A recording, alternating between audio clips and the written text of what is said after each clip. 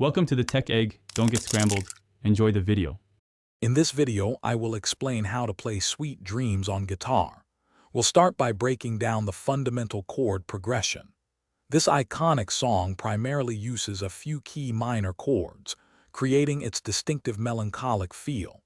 Pay close attention to the transitions between these chords to ensure a fluid and professional sound. Mastering these basic changes is your first step to playing the entire piece. Next, we'll tackle the instantly recognizable main riff. This arpeggiated melody is crucial to the song's identity. Focus on precise picking, ensuring each note rings out clearly. A clean guitar tone will really help highlight the individual notes and the overall melodic shape. Practice slowly at first, gradually increasing your speed as your accuracy improves. Now let's talk about the rhythm and strumming. While the riff is prominent, the underlying rhythm provides the song's drive. Develop a consistent strumming pattern that complements the main melody.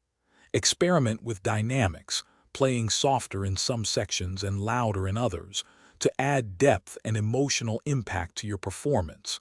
This will make your playing much more engaging. Finally, let's put it all together.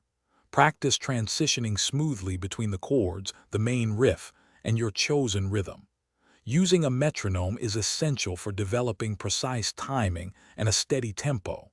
Don't be afraid to experiment with different guitar tones and effects to find a sound that you love. Consistent practice will lead to a polished and confident performance. Thanks for watching. Consider subscribing if I helped unscramble your problems.